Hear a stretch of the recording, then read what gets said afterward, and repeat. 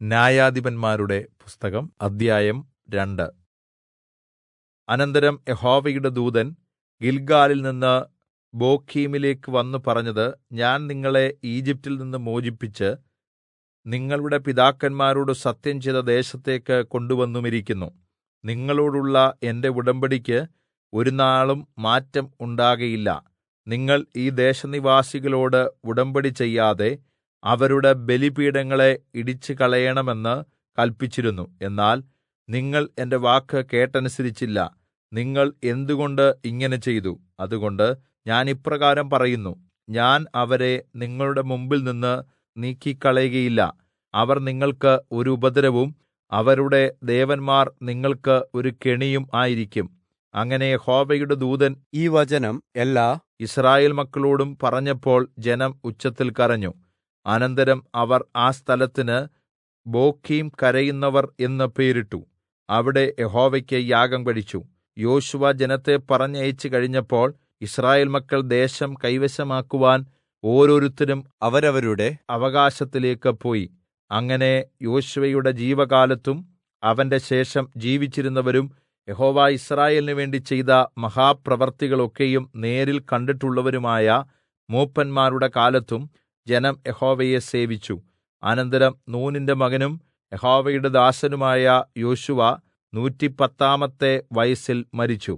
അവർ അവനെ അവന്റെ അവകാശഭൂമിയുടെ അതിരായ Ephraim പർവ്വതത്തിലെ Gaash മലയുടെ വടക്കുവശത്തുള്ള തിമ്നാത്ത് ഹേരെസിൽ അടക്കം ചെയ്തു. പിന്നെ ആ തലമുറ മരിച്ച് തങ്ങളുടെ പിതാക്കന്മാരോട് ചേർന്നു. അവരുടെ ശേഷം യഹോവയെയും അവിടുന്ന് യിസ്രായേലിന് വേണ്ടി ചെയ്തിട്ടുള്ള പ്രവൃത്തികളെയും അറിഞ്ഞിട്ടില്ലാത്ത വേറൊരു തലമുറ ഉണ്ടായി. അപ്പോൾ യിസ്രായേൽ മക്കൾ യഹോവയ്ക്ക് ഇഷ്ടമല്ലാത്തവ ചെയ്ത് ബാൽ വിഗ്രഹങ്ങളെ സേവിച്ചു. തങ്ങളുടെ പിതാക്കന്മാരെ മിസ്രയീം ദേശത്തുനിന്ന് കൊണ്ടുവന്ന ദൈവമായ യഹോവയെ അവർ ഉപേക്ഷിച്ച് ചുറ്റുമുള്ള ജാതികളുടെ ദേവന്മാരായ അന്യദൈവങ്ങളെ ചെന്ന് നമസ്കരിച്ചു യഹോവയെ കോപിപ്പിച്ചു. അവർ യഹോവയെ ഉപേക്ഷിച്ച് ബാലിനെയും അസ്തരോത്ത് ദേവിയെയും പ്രതിഷ്ഠകളെയും സേവിച്ചു. യഹോവ യിസ്രായേലിന്റെ നേരെ ഏറ്റവും അധികം കോപിച്ചു. അവരെ കവർച്ച ചെയ്യേണ്ടതിന് അവിടുന്ന് അവരെ കവർച്ചക്കാരുടെ കയ്യിൽ ഏല്പിച്ചു. ചുറ്റുമുള്ള ശത്രുക്കൾക്ക് അവരെ വിറ്റുകളഞ്ഞു. ശത്രുക്കളുടെ മുമ്പാകെ നിൽപ്പാൻ അവർക്ക് പിന്നെ കഴിഞ്ഞില്ല.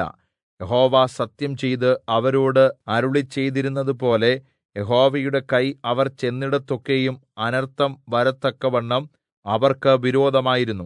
അവർ മഹാകഷ്ടത്തിലാകുകയും ചെയ്തു. എന്നിരുന്നാലും യഹോവ ന്യായാധിപന്മാരെ എഴുന്നേല്പിച്ചു. അവർ കവർച്ചക്കാരിൽ നിന്ന് അവരെ രക്ഷിച്ചു.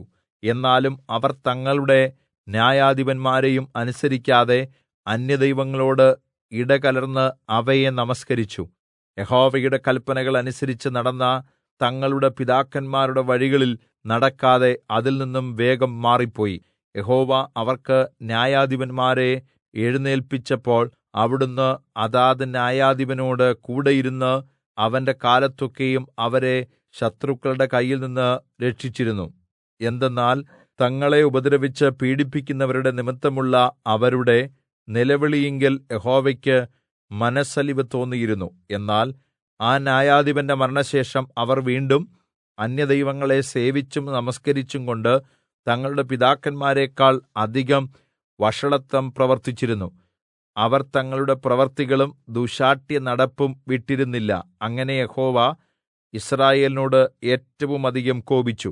ഈ ജനം അവരുടെ പിതാക്കന്മാരോട് ഞാൻ കല്പിച്ചിട്ടുള്ള എന്റെ നിയമം ലംഘിച്ച് എന്റെ വാക്ക് കേൾക്കായ്കയാൽ അവരുടെ പിതാക്കന്മാർ അനുസരിച്ച് നടന്ന യഹോവയുടെ വഴിയിൽ ഇവരും നടക്കുമോ ഇല്ലയോ എന്ന് യിസ്രായേലിനെ പരീക്ഷിക്കേണ്ടതിന് യോശുവ മരിക്കുമ്പോൾ നശിപ്പിക്കാതെ വിട്ട ജാതികളിൽ ഒന്നിനെയും ഞാൻ ഇനിയും അവരുടെ മുമ്പിൽനിന്ന് നീക്കിക്കളയുകയില്ല എന്ന് അവൻ അരുളിച്ചെയ്തു. അങ്ങനെ യഹോവ ആ ജനതകളെ വേഗത്തിൽ നീക്കിക്കളയാതെയും യോശുവയുടെ കയ്യിൽ ഏല്പിക്കാതെയുമിരുന്നു.